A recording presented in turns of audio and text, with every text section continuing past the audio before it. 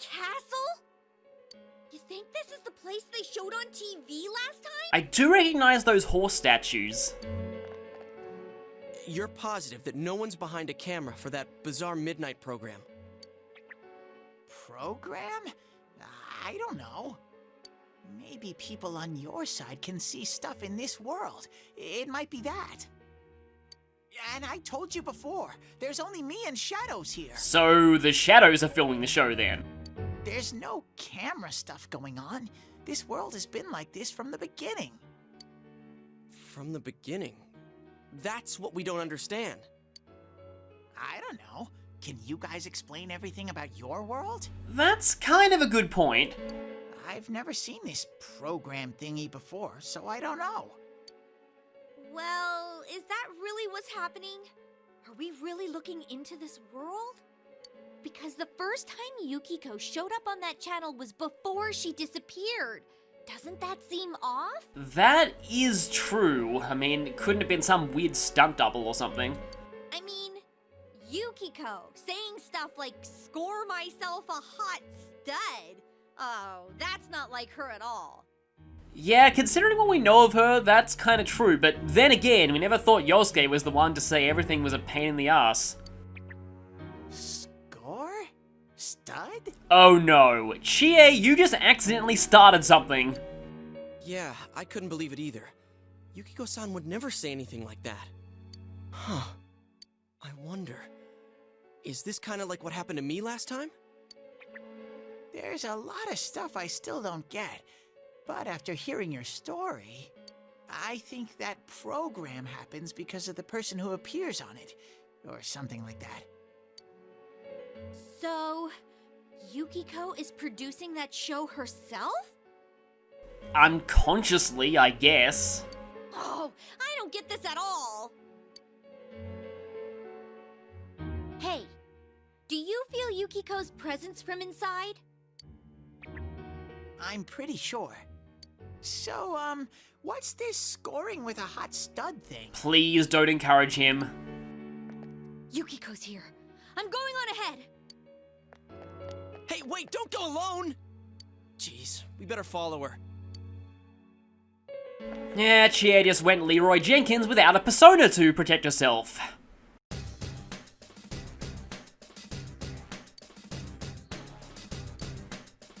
So now we have two people to rescue.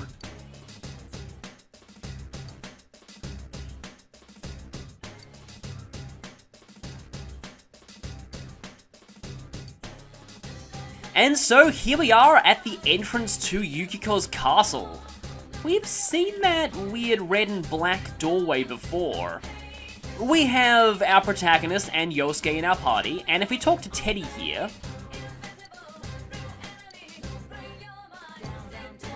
he'll give you a few items. He'll actually give you these anyway if you go to the entrance, so there's no way you can miss them. 3 revival beads, and 5 peach seeds and 5 soul drops. The soul drops are more important. They raise SP, which is a very limited resource in the early game. Peach seeds, they're a minor healing item, but you want to hold on to at least 1 peach seed because we need them for a side quest later. So, normally, we can head back to the TV World lobby here and save our game. We can't do that right now. So one thing that's very annoying about this sequence, you cannot save during the entire time. And that's a really big problem, especially if you're on very hard mode. That's why I recommended saving in the central shopping district.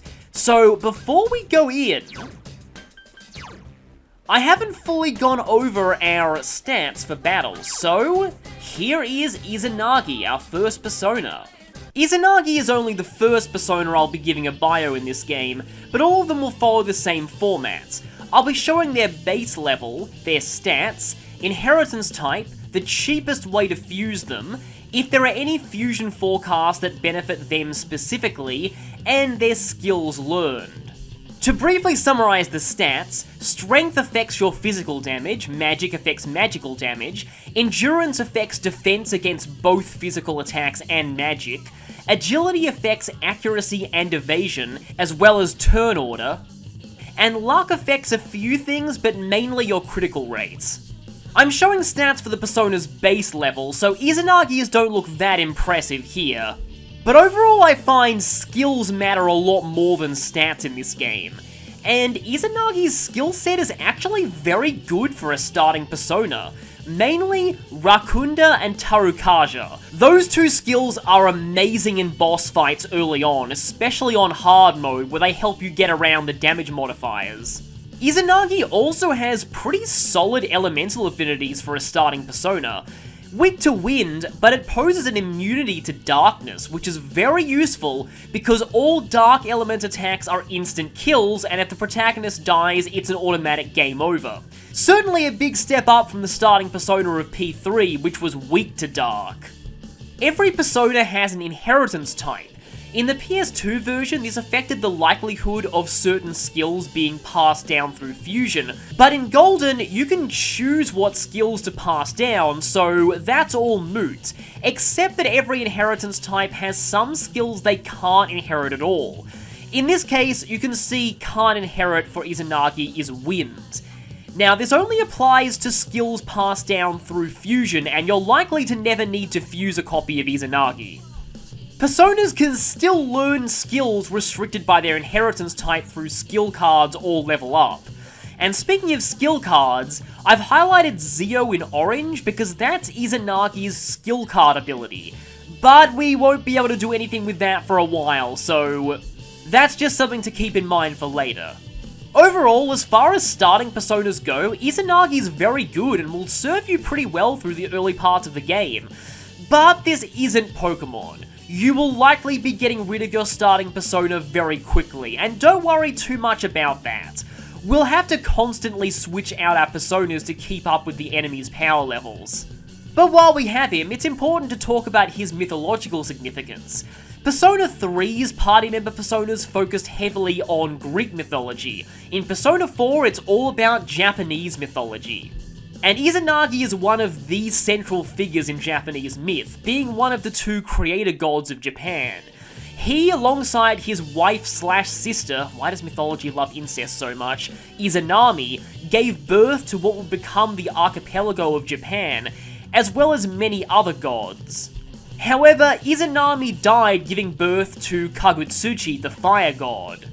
Stricken with grief, Izanagi journeyed to the underworld to try and rescue her, and if this sounds familiar to you, there are actually a lot of parallels between the myths of Izanagi and Orpheus, the protagonist of Persona 3's starting Persona. So I wonder if this was a deliberate choice by the designers. What definitely was deliberate is the way Izanagi was designed. He was meant to look not just stereotypically Japanese, I mean you can even see what resembles Geta on his feet, but his outfit resembles both Japanese teen delinquents and Japanese Oendan or cheer squads, which fits with the protagonist's role as the one who supports and brings out the best in his teammates. And if we check status, here is Yosuke Hanamura and Jiraiya.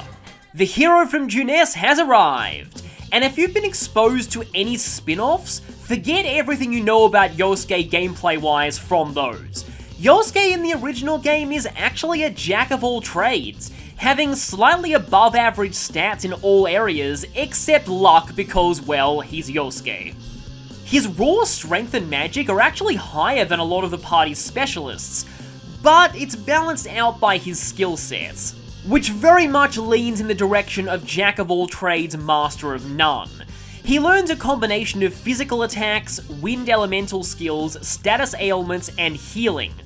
Although Yosuke's healing is really only useful for the very beginning of the game. It's great, don't get me wrong, for the beginning, but once more specialized healers join and you get better personas on the protagonist with healing skills, Yosuke rapidly falls behind in that department. The best he gets is a single target full heal, and that's not even on his main learn sets. He also stops learning status ailments past the early game, so later on his skill set almost exclusively focuses on wind attacks and buffing agility. And those are the main things he has over other party members later on.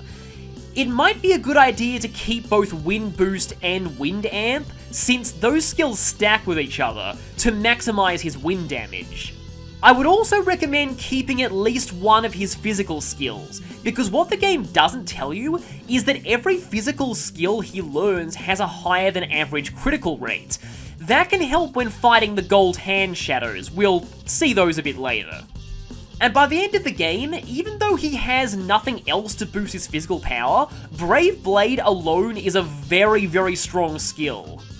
One of Yosuke's biggest strengths, I find, is that very few enemies in the game are immune to both wind and physical. So while Yosuke may not be the best at anything, there are a few situations where he's completely useless. What I've listed here are the skills that the party members learn through level up, and their stats at level 99, though they're an indicator of their general stat spread throughout the game. There are two other ways for party members to learn skills in this game, but I'll get to those later. Yosuke didn't change very much in Golden. Some of the skills he used to learn by level up were moved to those other methods, but apart from learning Mucka Jam now, he pretty much plays the same way he did in the PS2 version. And to some people that's a weakness, because some of the other party members got buffed a lot. Yosuke's persona is a character from traditional Japanese folklore, from the story The Tale of Jiraiya the Gallant. He was a ninja with the ability to transform into a giant toad. He fell in love with a classmate named Tsunade, who had mastery over slug magic, and his arch enemy was a former follower, Orochimaru, who had the power over snakes. And if these three names sound familiar to you, the three characters in Naruto with the same names are indeed based off of this legend. Naruto draws from a lot of ninja mythology. Another fact about this trio is their story might be based off of an early version of rock, paper, scissors which Japan imported from China. There, frog beats slug, slug beats snake, and snake beats frog. The 6th generation Pokemon Greninja is also a reference to the legend of Jiraiya. Okay, that's enough preamble. Let's do this.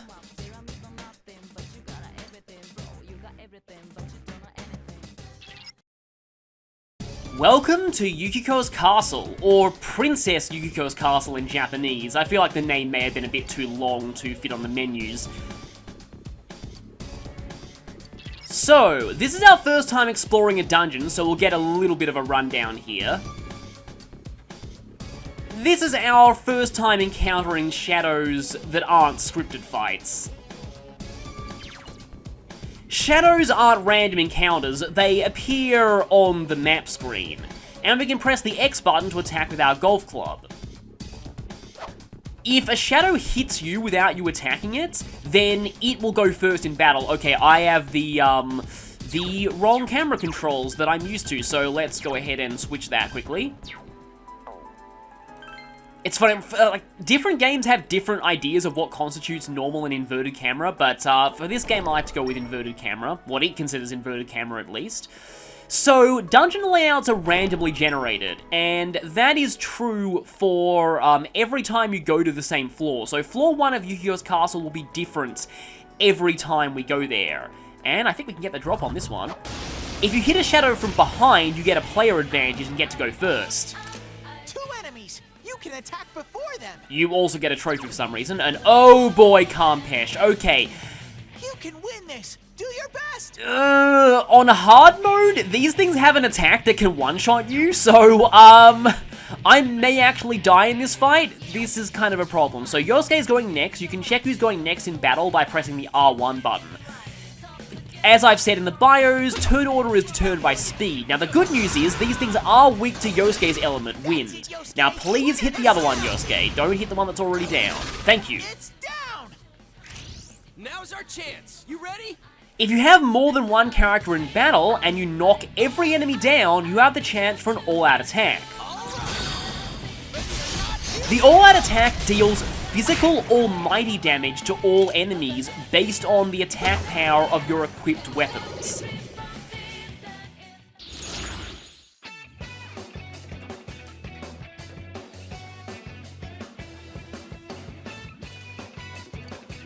When you defeat an enemy, the seeds of possibility you attain will appear before you as cards. At times, they may be hard to grasp, but you must master your fear and reach out to them. So they're going to explain shuffle time to us now. And if you're playing along with the PS2 version, shuffle time is completely different in Golden. So you might want to look up how shuffle time works in the original game for an explanation of that. Several cards will appear, and if you draw a Persona card, you'll get that as a Persona. There happens to be one Persona card here, and the Velvet Room will let you manage your Personas and fuse them into new ones, but we'll get to that later. So right now we only have one card, and we have a choice between either Pixie or a Hermit card, which will mean that enemies won't notice us until we change floors or when we get into one battle. We're gonna grab this because we need Pixie. And yeah, shuffle time's more likely if you get more 1-mores or if you finish the battle with an all-out attack. You want to go for shuffle time as much as possible because not only does it give you new personas, it can also increase the experience and money you get from battle. Amazing, Sensei! Now, speaking of experience, we've already leveled up. And level 3 on Izanagi, that is great because that gets us Rakunda, which is an amazing skill for early game bosses. I probably already explained that in the bio. We also have a treasure chest here. So treasure chests in the first floor of Yukiko's castle are actually really good because they all give very valuable items like soul drops, snuff soul, revival beads. I don't think we'll be able to go first against that thing. Yeah, shadows have kind of a wide range of vision. Is it going to turn around? I might be slowly turning around. I'll talk more about the treasure chest later because I want to get a preemptive strike on this thing. It doesn't actually matter if the shadow sees you. All that matters is that you hit it from behind. 2 enemy shadows! You get to go first! Now here, Yosuke will probably do the same thing that he did last time. Oh, good one, Yosuke! You hit its weakness! You hit its weakness! Alright! And let's all-out attack again. Is this going to actually do it this time? Not quite. Let's just quickly finish you then. Go get him! Another shuffle time. Nice. Okay, what do we got here? We have Ukabak, avoid encounters, skill card, which we haven't seen before, or increases the luck of your equipped persona by 1. I'm gonna grab Ukabak. Now, we don't actually need a devil persona for a while, but Ukabak's good for fusing other personas. And hey, Yosuke levels up. So, I'm actually going to be doing a little bit of grinding here. This is our first scripted dungeon visit, and we'll automatically be leaving after the next floor.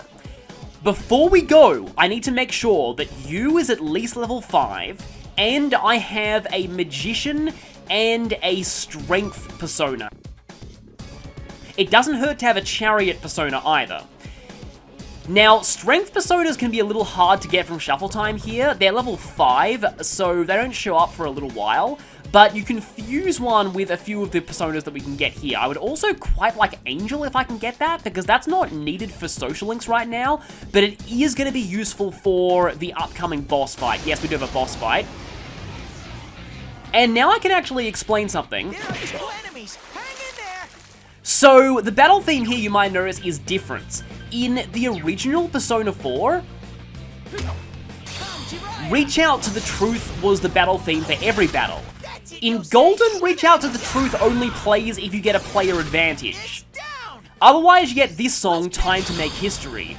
I don't like it nearly as much as Reach Out to the Truth. Okay, just a regular attack. Oh, nice. Sometimes enemies will knock themselves down if they miss physical attacks. You also get a special animation if an all-out attack finishes off the final enemy. But yeah, what I was saying was that I don't really like Time to Make History as much as Reach Out to the Truth. It's not like Persona 5 Royal where... So, I'm going to get a lot of flack for saying this. I vastly prefer Takeover to Last Surprise. Last Surprise has the meme value, but I actually think Takeover's a better battle theme. Lifestone restores a percentage of your HP, which means it's always useful regardless of what level you are. That's the thing with the chest in Yukiko's castle. So, the chests contain random items. And we found the stairs, that's kind of cool. I don't think that counts as a preemptive. Yeah, we didn't hit it from behind. Please stop showing these calm patches, because if they use Cleave, we can actually die. That's a new enemy, though, Lying Hablari.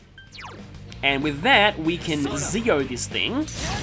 I didn't get the cut in, so it might have missed. No, it didn't miss. That's fine. You knocked it down! Okay, Yosuke's going next. I think in that case, I'll use my one more. You know, if I get a bit of damage on this thing first, Yosuke might be able to finish this with the all-out attack. It's down! Okay. We'd probably get shuffle time from this anyway, but I'm just going to do this just to make sure. The less chances the Calm Peshas have to attack you, the better, because, yeah, they have an attack called Cleave, which on hard mode is a one-shot. Please give me Slime. No. Slime is a persona that I really, really want to get, and I don't really need experience up right now, so let's go for a skill card and see what we get from that. Taraunda, an attack debuff. That's actually not terrible. I alluded to skill cards earlier, but they're essentially TMs from Pokemon that you can use on any persona that you currently have. But if you're familiar with my Persona Q playthrough, you can't use them on party member personas, only on the protagonist personas. Yeah, Peach Seed, not the best. So you might notice that we're a little weakened at this point, but I'm going to head up to the next floor now, because on any difficulty that is not, I almost said maddening, that's not very hard, whenever you die in battle, you can restart from the beginning of the current floor. So at this point, I have a checkpoint, and I don't need to worry about losing all those personas I picked up if I game over. You know, Yosuke's actually been doing better than me from the time being.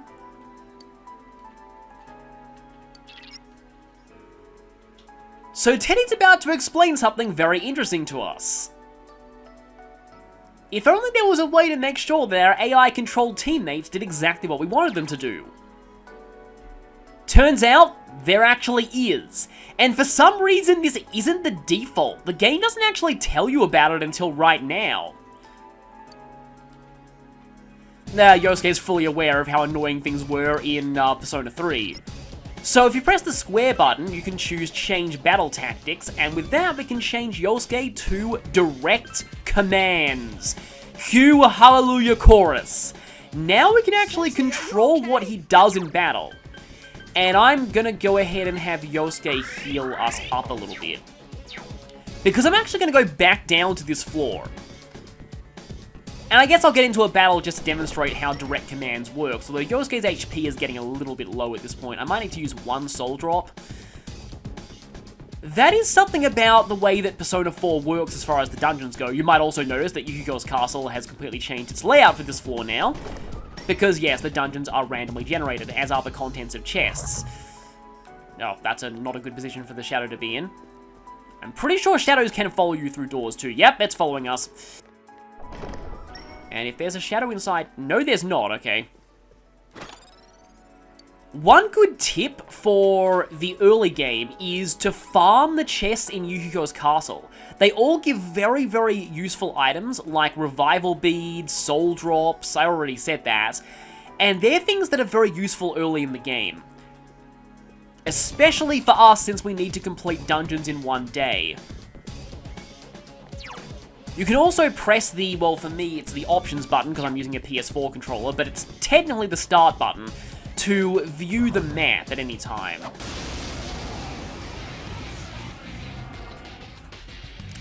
I smell 3 enemies! Don't get careless! Oh, that's not good for use SP consumption. Actually, I haven't even used Pixie yet, and I haven't even explained why we needed Pixie.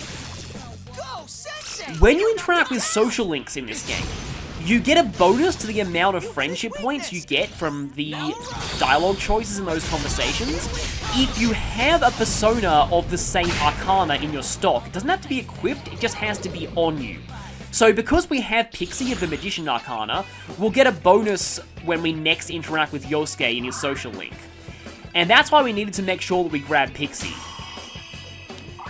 Now, something else to note is that personas only level up while they're currently... Well, that's not entirely the truth. Only the persona that you have equipped at the end of the battle gets experience from that battle. And that's going to be important in a moment because I really, really want to grind a certain early game persona, and I haven't actually got that persona yet. Oh, great, I hate these things so much. Well, I guess this is a good time to show off direct commands on Yosuke. We can now command him to do all the same things that we can do. Counting on you. Persona! That's it, Yosuke! One enemy down!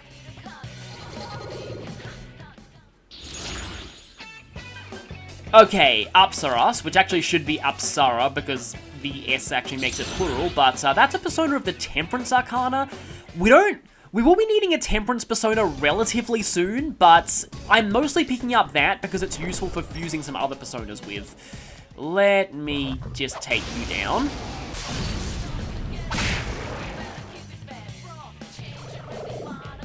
Oh, okay then. I was wondering why we didn't get shuffle time there, but if you initiate a shadow encounter while there's another shadow reasonably close to you, the second one will attack you after you finish defeating the first one, so this is a double battle. And unfortunately, unlike another RPG series that I play, the Trail series, in that series you actually get bonus experience if you win battles like this. That's not the case in this game. You'll just get the regular experience from both fights. Now we should be getting a shuffle time out of that. Yeah, there we go. There's another way that shuffle time works in this game, but... Oh, there we go. Slime. Excellent. That's what I wanted. I was not leaving here until I had Slime. Slime is of the Chariot Arcana, which we're going to be needing soon anyway, but Slime is more important for a different reason. You want to grab Slime and focus on leveling it up as soon as you can. Slime is useful because it has an innate physical resistance. Now, in this game, unlike Persona 3, physical attacks aren't divided into separate elements. There's no slash, strike, and pierce. They're all just lumped under physical, which in my opinion is not really the best, but it's alright. It does mean that skills that let you resist or nullify physical are very, very useful. And that's not actually the reason why we've got Slime, though. You'll see why we're leveling up Slime once it learns its final skill. Now, I guess here I can show off something. If you've already found the stairs, you can press the square button to skip straight to the stairs anytime you want. Which is actually pretty great because that means we've got another checkpoint here.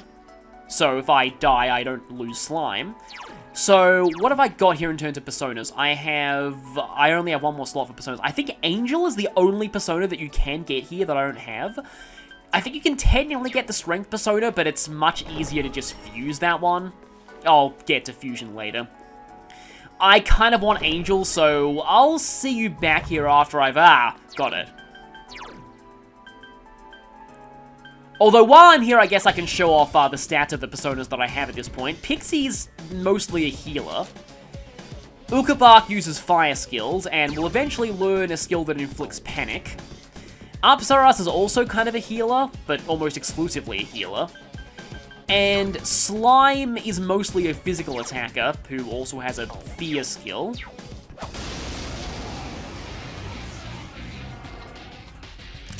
There are 2 enemies! Hang in there! Someone else's turn. You might notice that Yosuke attacked first there, and that's because he has the higher agility of the party, but if you get a preemptive strike, you, as in the protagonist, automatically goes first. Okay, now is actually a good time to show off something. So, I haven't actually explained this yet, but how knockdown in this game is different from Persona 3 is that you can still act on the turn you get up. It doesn't lose your next turn. And that applies to enemies too, so what use is knocking them down? Well, if you attack them while they're down... Well, that thing died anyway, so I wouldn't have been able to show that. So, using a regular attack on an enemy that's already down has a 50% chance of making the enemy become dizzy, and that does cause them to lose their next turn. Okay, leveling up, learning Tsukukaja, which is not bad, but we're a little tight on SP right now. And in the upcoming fight, Yosuke really needs to conserve his... Can we call it a day? No, we can't! We're actually forced to stay in the dungeon all day today. Yosuke, you wimp.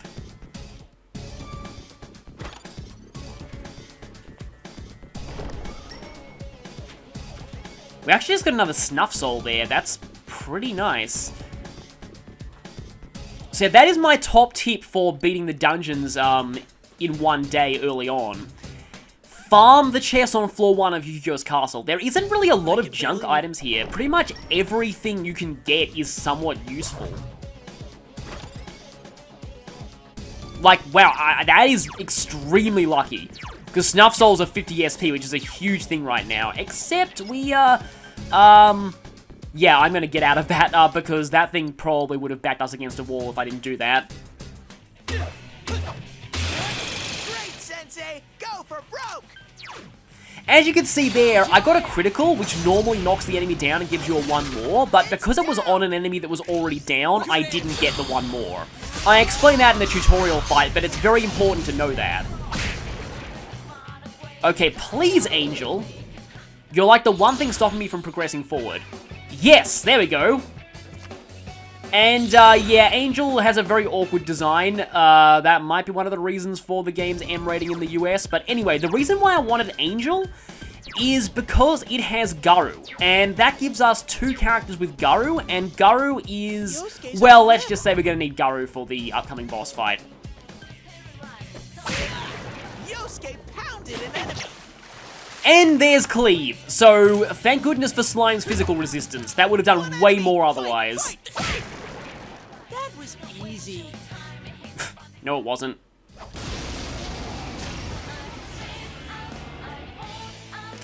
It's our turn first! There's 3 enemies! I haven't actually explained this yet, but the protagonist can switch personas once per turn. So I switched from Slime to Izanagi there. Even though I've got a 1 more, I can't change personas again. Yosuke pounded an enemy! But now I can switch back to Slime. I gave up an all-out attack for this because I really wanted... okay, then. I love the Golf Club critical animation. It just always makes me wish you could hear, like, the Mario Golf nice shot during that. Also, cup cards. If you're ever running low on SP, fight weak enemies you can beat with your normal attacks and go for cup cards. Okay, level 3 Slime. That's not exactly what we wanted. We actually need the final skill that Slime learned, which I think it learns at level 7, but Red Wall isn't bad either.